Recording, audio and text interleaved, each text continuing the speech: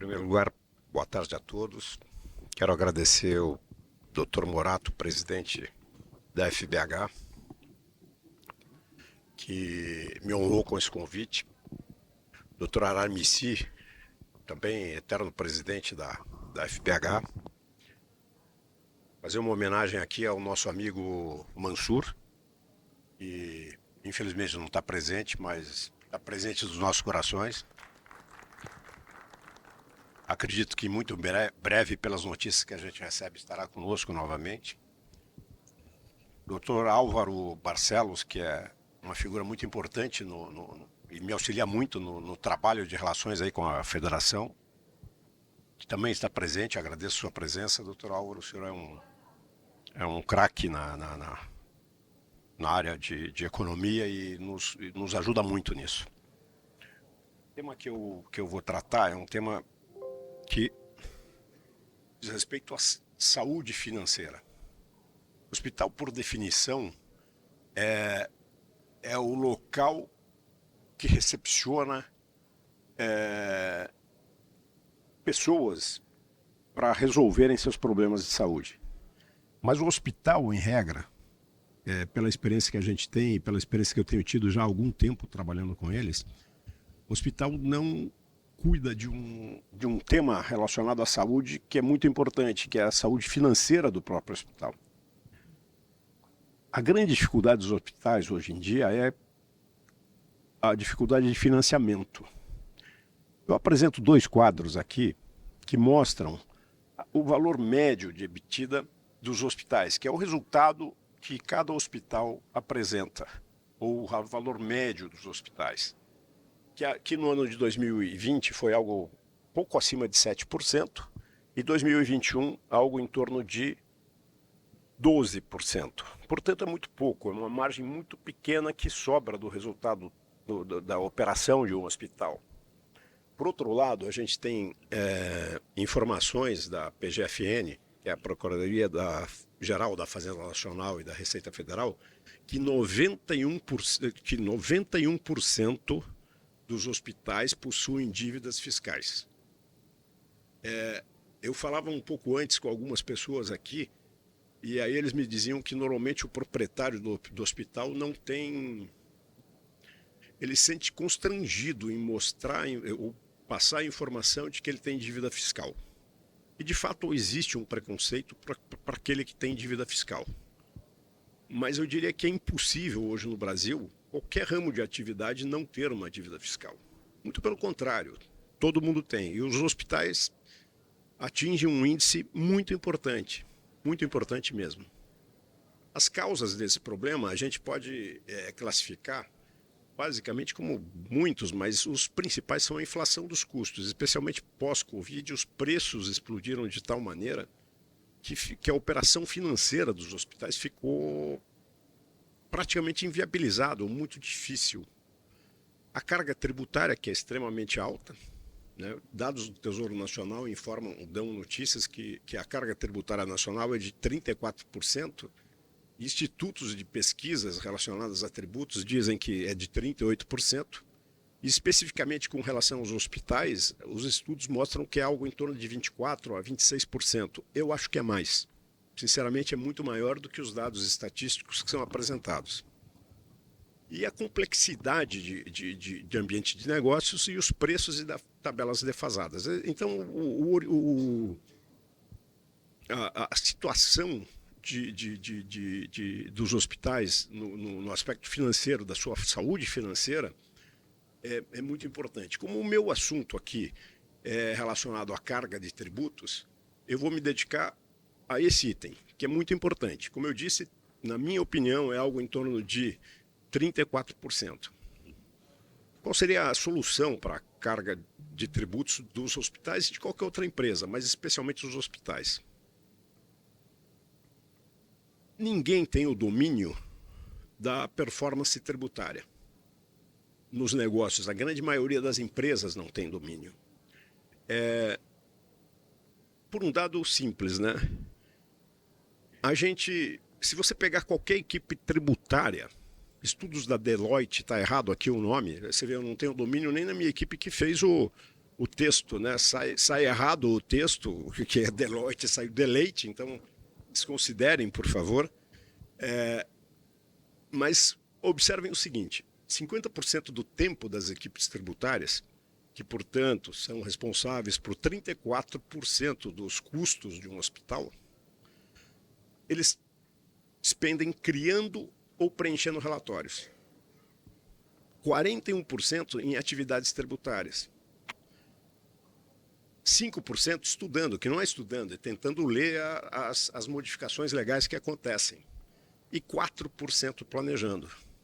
Então, uma equipe que não consegue ter o domínio da performance do imposto. Porque o hospital não dedica o seu esforço como deveria fazer. Solução para isso é muito difícil, porque o arcabouço legal que envolve os tributos no Brasil é muito complexo. A tendência agora de reforma tributária se fala de simplificar, mas isso vai demorar ainda, os custos se manterão, e especificamente estudos relacionados aos hospitais apontam que haverá um crescimento da carga tributária dos hospitais, o que vai onerar ainda mais o hospital, que é algo em torno de 2,1%, que são os números que a economia tem trabalhado. Eu acabei batendo errado aqui. E como você faz para adquirir a performance? Em primeiro lugar, estabelecer a gestão tributária como uma prioridade do hospital. Também como uma prioridade. A prioridade hoje é controle de leitos, você tem controle da farmácia, você tem uma série de itens com quem se preocupar, mas a questão tributária não é prioridade. Hoje, você, para poder priorizar essa atividade, você tem que ter o apoio de tecnologias de inteligência artificial associada e combinada com a ação humana. E o que a gente propõe? Propõe que se tenha o cruzamento de dados da Receita Federal e da Procuradoria da Fazenda junto com decisões judiciais, coisa que ninguém acompanha. Muitas vezes, o que acontece, as iniciativas, o que a gente entende assim, é que as iniciativas para economizar imposto, para pagar menos imposto, para encontrar créditos fiscais, são iniciativas que partem do escritório. Então, se o escritório ou o contador não se dirige ao hospital, o hospital não vai ao escritório buscar uma solução, né? Ele não tem internamente algo ou um terceirizado que cuide disso. Porque você precisa ter uma revisão permanente dos lançamentos fiscais, você teria que ter um acompanhamento real-time das decisões, tanto da Receita Federal, do CARF e decisões judiciais. De novo, apertei errado. Bom, eu vou citar alguns cases que são muito emblemáticos, que demonstram o que você pode trazer de benefício para um hospital ou para qualquer empresa. Qualquer contribuinte pode ter esse benefício se ele cuidar disso.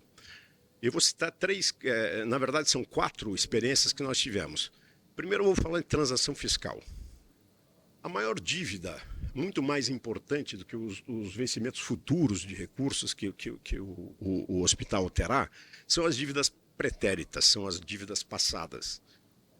Eu pego aqui o exemplo de um hospital com quem a gente fez um trabalho, ele tinha 150 leitos e tinha uma dívida aproximada de 34 milhões de reais. Essa dívida estava dividida em parcelamentos, um refis antigo, um valor em julgamento na Justiça, outro valor em julgamento no CARF, e a gente obteve, com a legislação atual, que permite esse tipo de atividade, esse tipo de ação administrativa, a gente conseguiu negociar com a Procuradoria-Geral da Fazenda Nacional uma redução de 81%. Isso levou o débito desse hospital a 6 milhões, era de 34, foi para 6 milhões. Uma outra alternativa, que aí é a gestão dessa dívida, que a gente conseguiu adquirir precatórios. Muitas vezes o próprio hospital tem um precatório e pode se utilizar disso para realizar o pagamento. E a gente levou essa dívida, portanto, de 34 milhões para 4 milhões 403. O que aconteceu com esse hospital? Ele tinha bens bloqueados e em penhora. Algo em torno de 40 milhões. E ele conseguiu liberar 30 milhões desses bens. Então ele traz para o seu ativo, ele pode vender, ele pode, enfim, ele aumenta a capacidade dele de financiamento e de obtenção de recursos em bancos, né? E ele tinha uma valuation, esse aqui era um hospital que entrou em negociação, ele tinha uma valuation em torno de 280 milhões de reais e acabou transformando essa valuation para 309 milhões de reais. Então houve um incremento, um aumento do valor do hospital. Também existe o benefício que o hospital recebe do próprio banco que trabalha com financiamento de capital de giro, enfim, de investimentos, encontrar uma saúde financeira mais adequada para que você possa liberar mais recursos e com juros mais baixos. Então você reduz o uso. E uma coisa interessante, o Brasil hoje, só a cidade de São Paulo tem 580 mil devedores da Receita Federal. E apenas 100, vejam bem, apenas a legislação que permite a transação já tem 1 ano e 2 meses. É recente, sob o aspecto legal, mas não é tão recente sob o aspecto de vida empresarial. E nesse período, apenas 100 dos 580 mil devedores, né, renegociaram. É muito pouco. E eu acredito que a grande maioria desses 91% de hospitais que têm dívidas também não negociou. Ou negociou mal, que é outro problema também. Tem o caso 2, que é uma dívida menor, de 7 milhões, a mesma situação. Nesse caso era um hospital com 130 leitos e a gente conseguiu, nesse caso, uma redução menor, foi 71%. Então, de 7 milhões, ele reduziu a dívida dele para 2 milhões e conseguiu parcelar isso em 130 meses. Então, são soluções que trazem uma saúde financeira, uma sobra de caixa importante para que todos os investimentos necessários na melhoria do atendimento, nos investimentos necessários e também no resultado para o acionista, no caso dos hospitais privados, que sejam aprimorados. Né? Aqui está a lei, eu trago aqui a explicação da lei 3.988, que é a que trata da transação, mais regulamentações da PGFN e da Receita, e eu vou trazer aqui um outro caso, que é classificação errada de SAT. Os hospitais, como não dedicam essa especialidade tributária de gestão, de ganho de performance tributário, deixam coisas passar. Então, esse caso era um hospital de 200 leitos e que tinha um débito anual de SAT de 3 milhões e 600 mil reais. Ele gastava 3 milhões e 600 mil reais todos os anos com SAT. Um estudo que a gente fez nesse hospital, levou o valor, foi readequado o valor para 2.300. E a gente recuperou um crédito de 8 milhões, porque quando ele fez errado, eu pude ir à Receita e solicitar os valores passados de até 5 anos de recuperação. E nessa recuperação, então você tem aqui um benefício que esse hospital aferiu de mais de 10 milhões de reais, que está dentro de casa e que ele não sabe que está.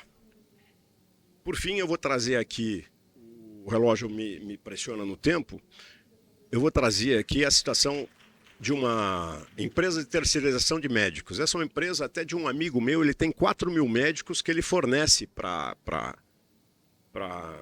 como PJ, que é uma tendência hoje da maioria dos hospitais, né? Mas ele pagava por ano de ISS 1 milhão e 600 mil reais. Isso porque a taxa, ele está estabelecido em Barueri e a taxa dele é de 2%. A alíquota aplicada de ISS é de 2%. Ele, na verdade, depois do estudo que a gente fez, muito simplificado, muito simples mesmo, ele poderia ter um gasto de 204 mil reais. Na verdade, ele jogava fora praticamente 1 milhão e 400 mil reais só de ISS. É um volume muito importante. Ele poderia estar repassando ou poderia estar melhorando, investindo em treinamento da equipe médica que ele disponibiliza, ele poderia estar contratando, buscando novos contratos e não fazia isso. Então, em resumo, a questão da minha palestra aqui é a seguinte: é chamar a atenção que tudo que se falou aqui, na maioria dos temas que foram tratados, carece de financiamento. E às vezes o financiamento está dentro de casa.